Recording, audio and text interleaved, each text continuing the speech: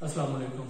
I am Shujat Ali from Medico's Lectures by Shujat, and today we are going to discuss with you anatomy and osteology of mandible. We are going in complete detail of mandible. So first of all, mandible, the largest and the strongest bone of face, derived from the Latin word mandibula, which means a jawbone, as it's a jawbone forming a temporomandibular joint with skull. Right here we have a temporomandibular joint between temporal bone and mandible. Talking about the parts of mandible, we have three basic parts. We have body in it, horizontal and horseshoe shaped body. We have a pair of vertical rami or ramus right there, and angle, a point at which body and rami are meeting up. So that meeting point is angle. It is right here. Talking about further about the external surface of the mandible. Very this portion. So just at the center of external protuberance, the meeting point of both mandibles, right and left, that meeting point we know as symphysis menti. Talking about teeth, we have incisors, sharpest as we have canines, we have first premolar, second premolar, then first molar, second molar, and third molar. Just behind the second premolar teeth, this is second premolar, so here we have a foramen, which we know it as mental foramen.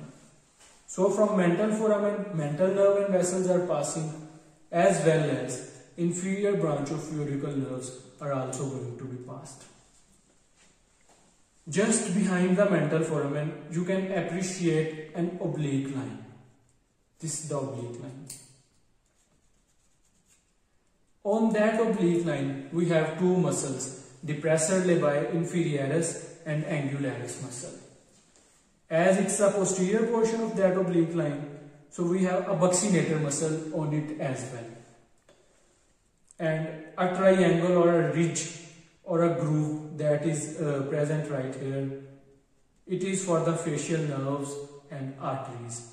They are basically passing from this triangular shaped groove. Now shifting from external, in the middle aspect, in the middle surface of body, in the medial part of middle surface of body, we have a spine, which we know as mental spine. We have two basic types of spine. One is superior genial spine and other one is inferior genial spines. You can appreciate it right opposite to the symphysis menti, the spines are present. For inferior genial spine, we have geniohyoid muscles, and for superior genial spine, we have genioglossus muscle. And on the backward and lateral aspect of that mental spine, we have a mylohyoid line. You can appreciate it on this portion. You can identify easily this is a mylohyoid line. On its posterior aspect, we have submandibular fossa, and on its anterior aspect, we have sublingual fossa that further goes on and then gives originate sublingual and submandibular glands. Superior constricted muscle comes here, and from the external surface, buccinator muscle from that oblique line comes here, and they both join here and form a raphe, which we know as temporomandibular raphe. Now talking about the ramus in detail, we have a condyloid process and a coronoid process. On posterior aspect, we have condyloid process, and on anterior, we have a conoid process. We have head and neck in it. This constricted is neck, and this is a notch which we know as mandibular notch. Now talking about further that lingual portion, it is basically tongue-like in internal aspect of mandible. This tongue-like portion we know as linguilla. Now talking about the temporomandibular joint in detail. Temporomandibular joint, it is basically synovial type of articulation. Articulation between head, neck and articular tubercles that we have. They join and form a temporomandibular joint. We also have three basic types of ligaments. We have lateral temporomandibular ligament, we have a stylomandibular ligament and sphenomandibular ligament in mandible. Lateral temporomandibular is basically going to strengthen the lateral side of capsule and runs backward and downward.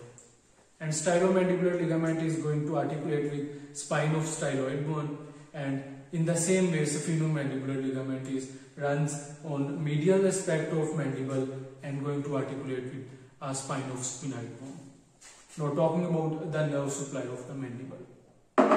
So we have mesenteric nerve supply as well as a auricular nerve supply of mandible as well. Now talking about the angle, that how much possible angle that an adult possesses. So angle is basically from 110 to 120 degree in adults, and in neonates and in old people it is increased, it goes 140 degree. And eruption is take place, or we can say that erosion of socket with the decrease of age, its erosion take place. The teeth start falling down due to the lack of nutrient and it start moving toward the erosion. Now talking about the clinical significance or clinical correlates of mandible. First talking about the mandible fracture. As mandible is a horseshoe shaped bone and forming a joint ring with temporomandibular joint. So any stress or any hit that is going to be put on mandible, especially at angle, side and body, this will not cause a single fracture. A single hit will cause a multiple fractures in mandible, like at this position, there will be a multiple fractures in mandible. So second, as in this presented model, we see that mandible is basically in front of external auditory meatus. So there is a specialized ligament which we known as temporomandibular ligament, which present or which help the mandible and help ourselves also basically to protect our auditory meatus from injury as mandible moves up and down and back. So it protects to injury from the mandible. Further, we have a temporomandibular joint dislocation. If I remove this model, I will show you the temporomandibular joint dislocation. Now talking about the temporomandibular joint dislocation.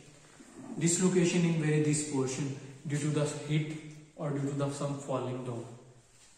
So a doctor, they use gloved hands and they use to push the lower molars, to push the pressure on the molars. Right here we have molars, so they use to push the molars backward, and with help of this movement it is a major chance to get relief from temporomandibular joint dislocation. And it is our basic lecture on mandible anatomy. Hope you all will understand it well, and don't forget to subscribe to Medico's lectures by Shujat. Thank you so much.